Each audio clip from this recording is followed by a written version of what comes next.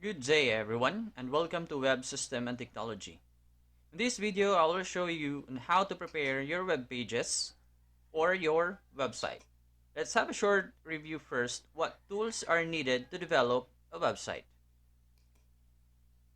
First is the input or the text editor using Visual Studio Code.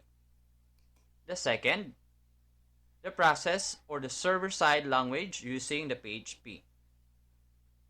Third, store or the database using SAMP. Fourth is the browser or the Firefox, Google Chrome, or other browsers. In developing a web pages or website, you need the skills in HTML, JavaScript, and CSS. That is for hard coding. You can also use the Bootstrap, which is professional, responsive, and well-designed, designing a web page structure. It also have HTML, CSS, and JavaScript. It is mobile friendly and a lot more. You can also use a content-based management system or the CMS using the WordPress. In addition, you can also use the front-end templates and the dashboards. Check out my second video to start coding. Thank you. Welcome back everyone. So to start coding, I will start from the very scratch. So for example, I'm going to open here folder from C in our directory SAMP, then htdocs. So in here, I will create a new folder and I will name it as websys tech demo. So here, I already have a folder. Then to start coding, like from the previous video, we need a text editor, which is the Visual Studio Code. So I'm going to start a new file here, new file, and then I'm going to save it in my folder, new folder that I'm created earlier.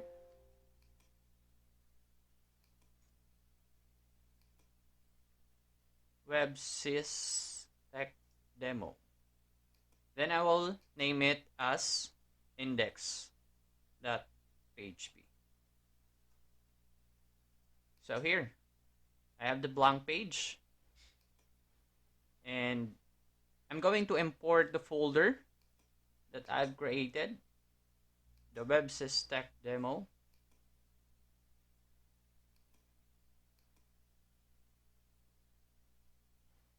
Alright, so I have here all the folders and files. Then let's try to visit the output using the Firefox or Google Chrome. Localhost. Let us copy the folder name. Localhost. There. So we have a blank web page since we did not yet supply data or code. So in developing a web page or website, we need the HTML and CSS and also the JavaScript. That is the basic requirements or codes needed to build a web page or website. So using an exclamation point,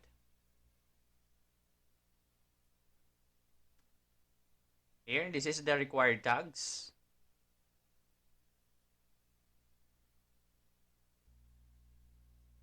Okay, so in this part, you need to understand first the structures or every part, every area, every section of your code. So in this part, this is the basic and the required tags. We have here the head, we have here the body, and all the content will be placed in the body. So later, we will create is cascading style sheet or the CSS here, and also JavaScript. We will include it here. So the main idea of this tutorial in this video is to create a dynamic pages wherein and every time we click, we do not copy the codes, or we will not do a redundant code or duplicate a code. Similar with your web 1, for example, in your web 1,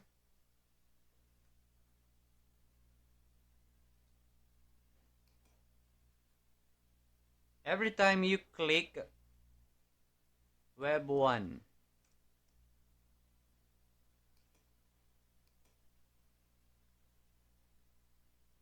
okay, for example, this web page, so every time we click on these buttons, we copy all the codes on every pages. Let's try to visit the code.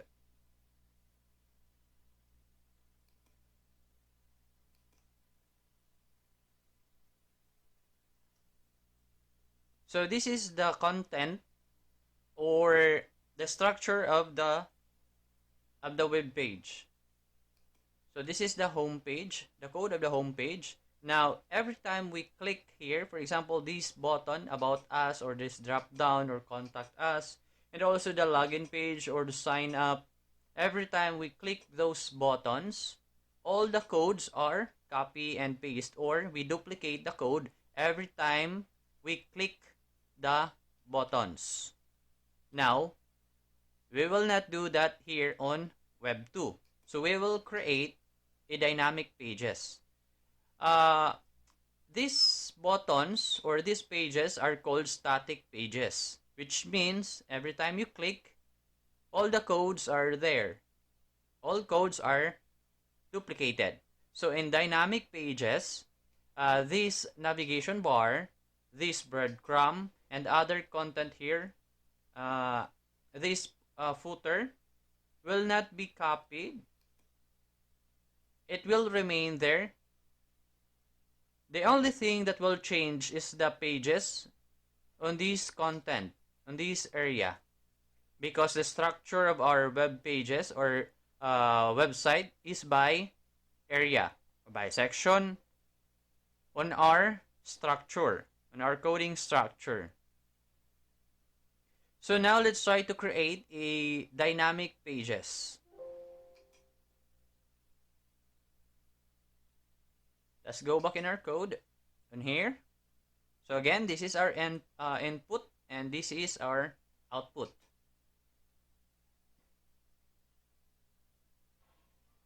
So in developing a web pages or a web application, we need to identify first the parts. For example, on this blank, I will try to draw here from what I want to display or what output that I want. So for example, on this blank page, I want here on this part is the navigation bar. We have the breadcrumb, and we have here the content, and here is the footer. So this footer will stay, this navigation bar will stay, and also the breadcrumb. And this area is the content. This is the only part which will change. Every time we click this, the only part will change. So let's try to start. Okay, let's try to identify the parts. So first here, I will put here a comment, which is the nav bar, and its ending comment. We have here the nav bar dash expand, dash lg.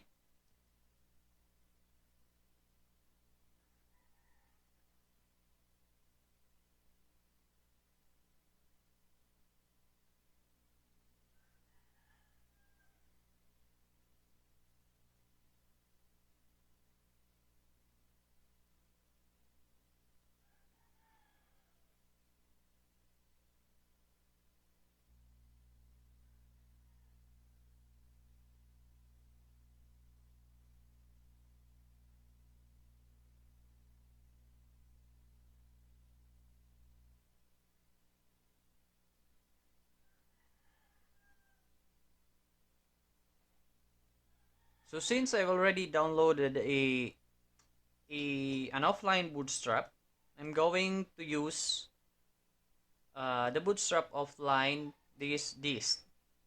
I'm going to copy this CSS and JavaScript in our folder. So copy, go back to some htdocs and our folder websystek and demo. Alright, so as what you can see here, I have my first file and first folder. Later, we will add more. For example, we will add an images, process, dynamic pages, database, and other folders and files. Now, I'm going to import the CSS and JavaScript. So I'm going to type it here, link rel,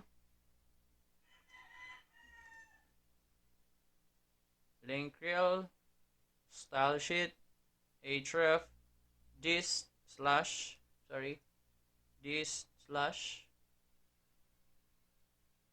css slash, then the file name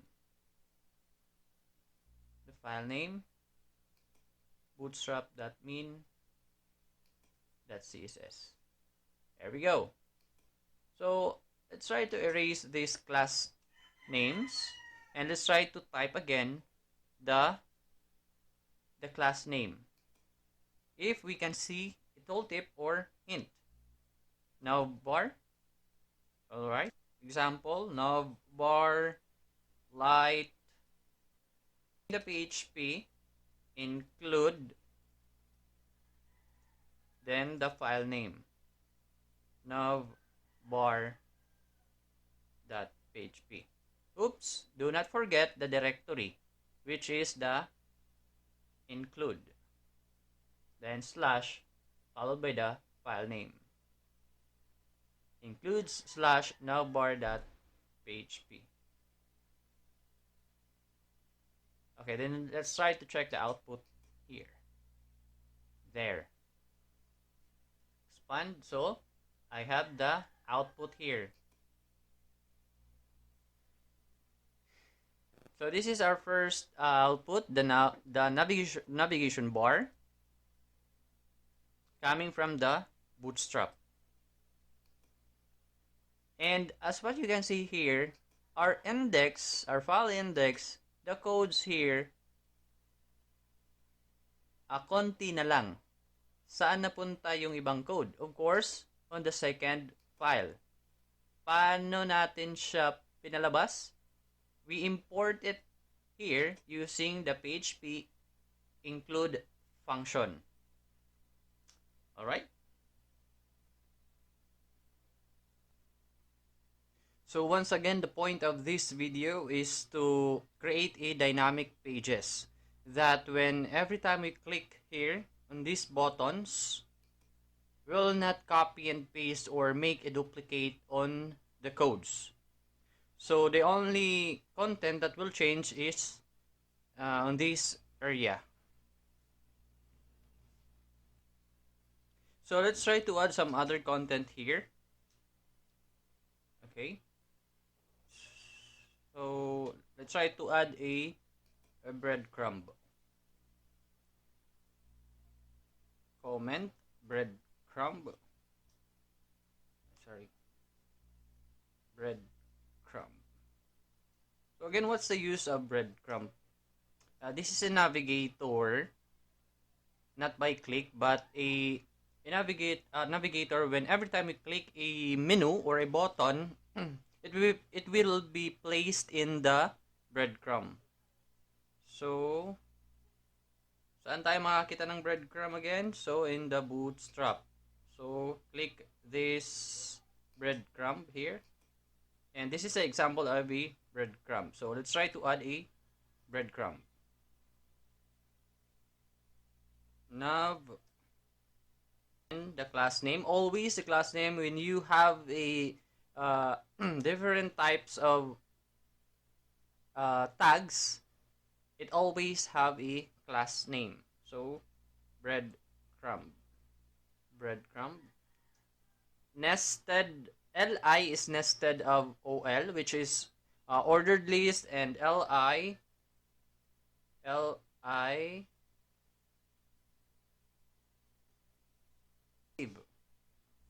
have a breadcrumb. So area dot current, which is the current page.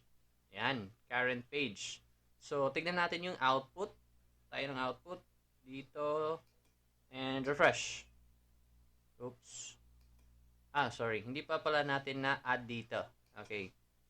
Using the include, PHP include. So copy and paste. Rename lang natin yung navbar into breadcrumb.php. Okay, save, then Alt Tab, then Control R to refresh. There. Alright. So, as what we can see here, yung data is hindi clickable or color blue. When it is color blue, meaning it is clickable. So, the data is not because that is the current. Alright. So, this is only an example of a breadcrumb, And then, what's next? So, we have here the content. Okay. Comment again. This is for the main class name, as always. We have here is equals to container.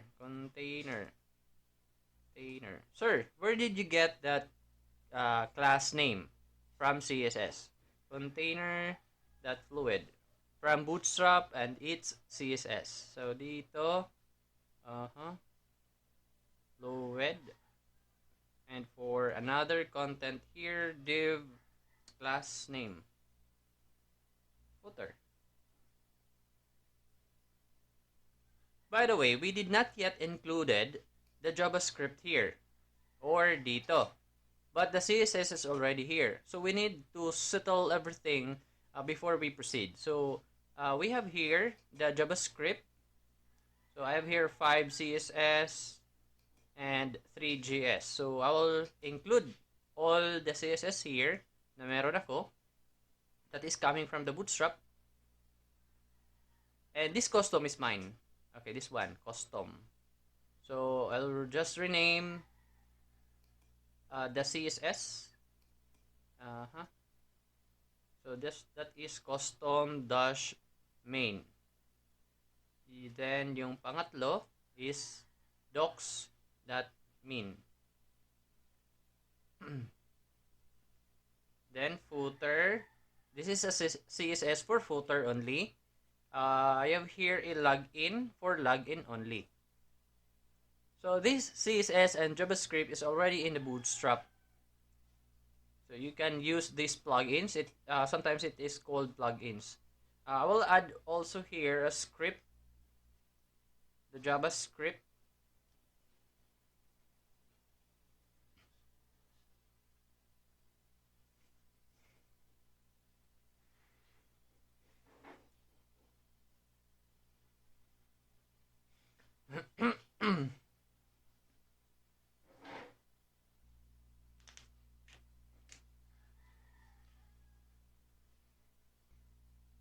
Alright, so to finish this part of my video, we need to create a dynamic page from here. So I have here a login and sign up button from a navigation. Remember, this is from the navigation bar. And let's try to visit the navigation bar again. This one, okay? The navigation bar. So I have here already created here a login and a sign up form. Okay. Then try to observe. Okay, that this link is different from our common link before. So before we have the directory, the folder followed by the file extension, I mean file name and file extension. But right now we can observe here that we use the dot question mark. That page word is a variable with it uh, with it uh, with its value na login or sign up. Okay?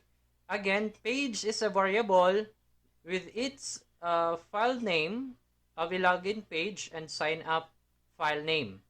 Okay? Sir, nasa na yung file extension? Lalagay natin sa index later. But before we proceed to the index, let's try to create first a login page. Okay? Because the login page will be the default dynamic page dito sa content, main content natin. Then after we create this login page, we will proceed to the second content and into the footer. Okay? So, create muna tayo ng login page.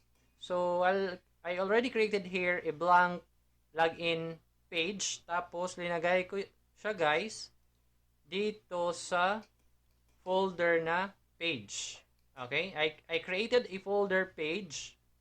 Tapos, nasa loob yung login file page ko. So, ito, blank. So, I'll create a login form. Login form. Okay, this is form. The action is a directory wherein your data will be sent to. Create here a class. Okay, wala pa. The image or the avatar, I don't have it yet. Alternative name is avatar. Class name, so ito na yung sa form natin for username and password.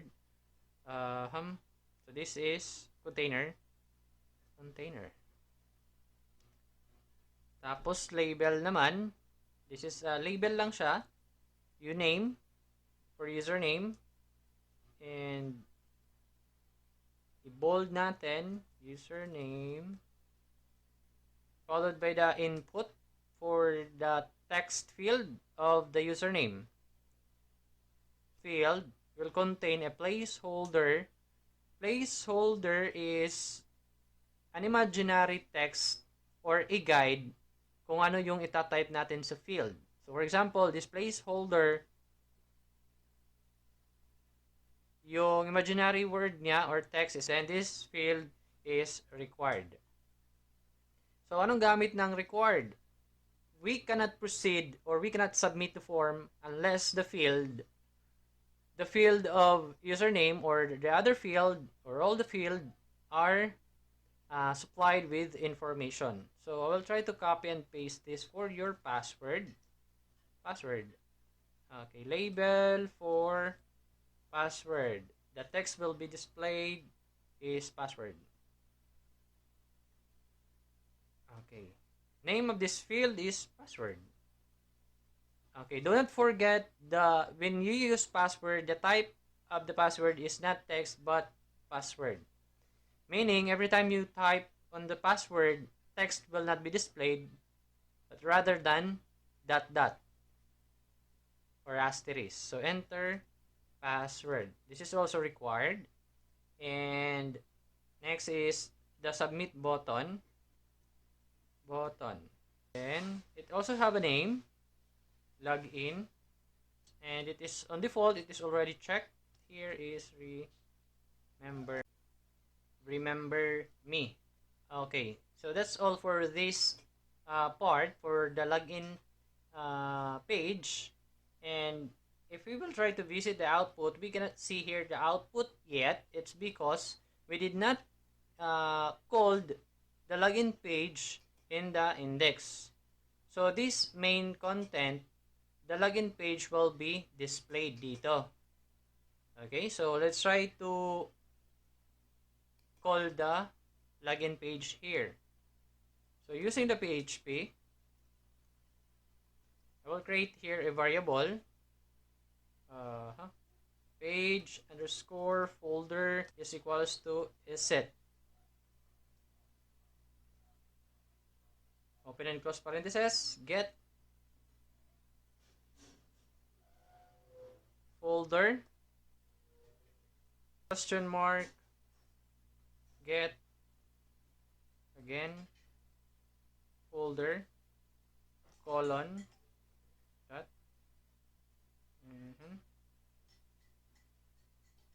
sample pages. Okay, so let me explain this, how this code work. So I created a variable that hold a condition or something, a true or false statement, using the iset function. What is iset? Iset is something a true or false if the statement here is true or it contains something from a directory, then this folder will be placed coming from the name or directory. And this page here is the default directory. Meaning of a question mark, is this asset true or false? Question mark. Kung true, yung folder directory dito malalagay. Kapag false naman, the default directory yung equivalent ni variable. Okay? So another example. Again, this is a directory or folder kung saan nanggagaling yung page, a folder. So, meron ba tayong pages na directory or folder? Tignan natin. So, dito, nag-create ako ng folder. And nasan yung index natin? Sa loob. Ito yung directory. Pages, then the file name. Okay, then gawa pa tayo ng isang variable, page, or page naman, yung file name, then asset, parentheses, then get. Okay, this is for page. Mark, is it true or not? If true, dito kay get, kukuha, page, kapan, yung dot dot, remember, yung dot dot is a function equal to OR. Dot dot is an OR. Okay, kapag true ito, kapag false, dito. So, this is a login. So, on default, we have a login na form. Then, let's try to combine the two using the require function. Require once. Okay, so require once. Let's call up the first page folder dot. That is used to combine the two variable or value or text. That is a concatenation. So, page folder dot the page file name followed by the file extension, the .php. Okay? So, this folder is this variable is this folder that contains a folder coming a directory or a default folder or directory. And the second variable naman, which is the page or file name of the page, example, login yung default. Kapag hindi login, kung anong na-click natin, it will be placed here on the page. Then, these two variable will hold the directory. Combining the two will create a dynamic page. Okay? So, try natin. Folder, nag-create na tayo dito ng login. Tapos, default siya. Nasaan siya? Nandito kay pages. Punta tayo ng folder again. Dito yung login ko. And yung pages. Remember, currently, nandito tayo kay index. So, let's try to visit the output. Refresh natin. Yun. Nandito na. Ito yung main content natin. Yung avatar, lagyan natin later. Then, after, meron tayong readme. Lagay tayo dito ng footer. Okay? Balik tayo ni index. I-fix muna natin si avatar. Balik tayo ni login. Avatar. Hanap tayo ng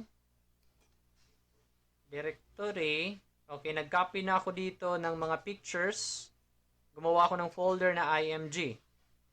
Okay, so img slash yung gagamitin ko is avatar img underscore avatar to.png. Okay, tignan natin yung output. Ang laki. So, customize natin avatar dito, yung class para ma-center. And then, avatar. Tignan natin sa custom main CSS. I have here the login.css. So, avatar. Okay. Nandito na sa image container. Then, si avatar. Okay. Balikan natin. Na-import na natin si custom main CSS at saka login and footer. And the other CSS. So, balikan natin yung output. Refresh. Oops. Login. So, kulang dito ng img container. Container avatar. Okay, yun. Masyado siyang malaki. Palitin natin. Custom login.css. Ito, avatar. So, small a pala. Small a. And refresh. Okay. So, nandito na. Paano nangyari yung radius niya tapos lumiit? Using this class of the img tag, punta tayo ni CSS, dito, ni login CSS, ito. Then, yung radius niya, ni avatar, is 50%, nandito. Tapos, the width of the image is 10%. Radius is 50%. So, yun siya. Close, close. Then, we have the login. So, tapusin na natin si footer. So, let's try to add a footer. Control N. Save. Lagay natin siya kay include. Of course. Include. Then, name is footer. .php. Okay. So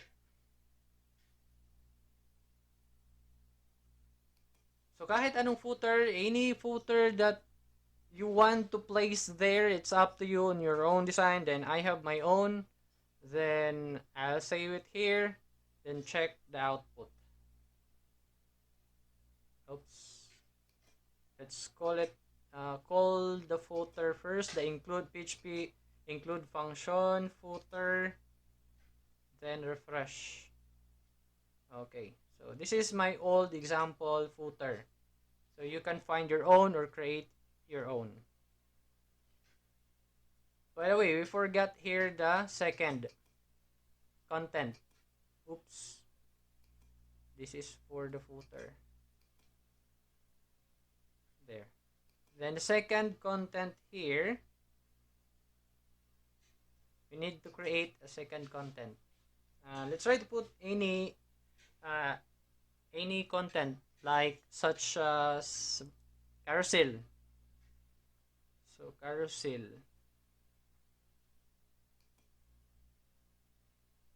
So Control N again, save, and include. So let us name it as second content or content 2. content2.php. Okay.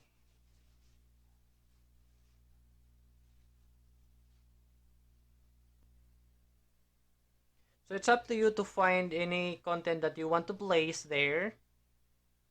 So for on my own design, I will include it here, the second content, the content 2. Okay. Let's try to visit again the output. And okay, nandito na siya. Then, how about the pictures? So, images.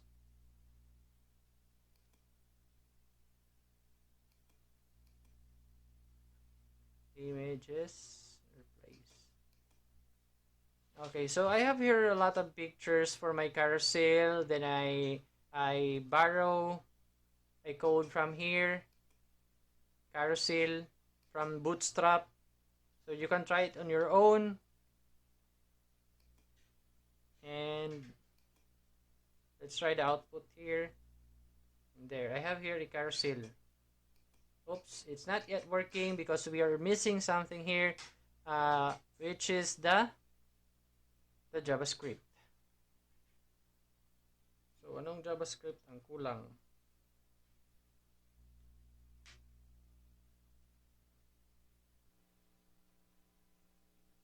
Okay, let's try to visit the JavaScript. Remember,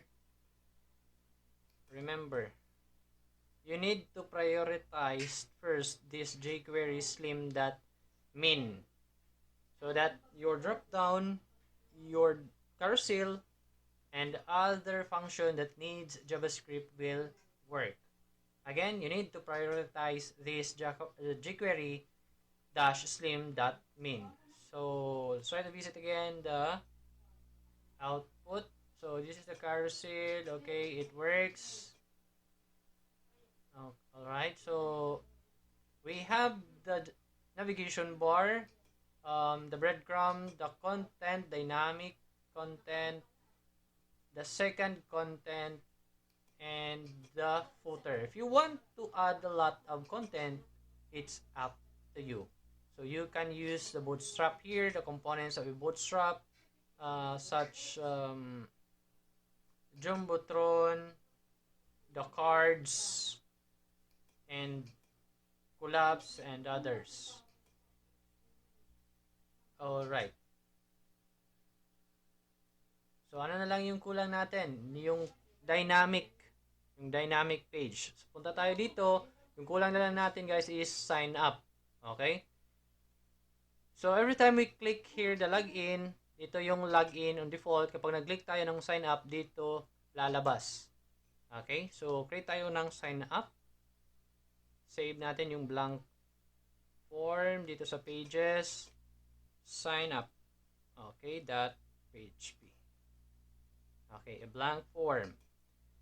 Again, if you want to create your form, you can go here at the bootstrap, clicking the form, and choosing and try to study hard how the forms works and other bootstrap components.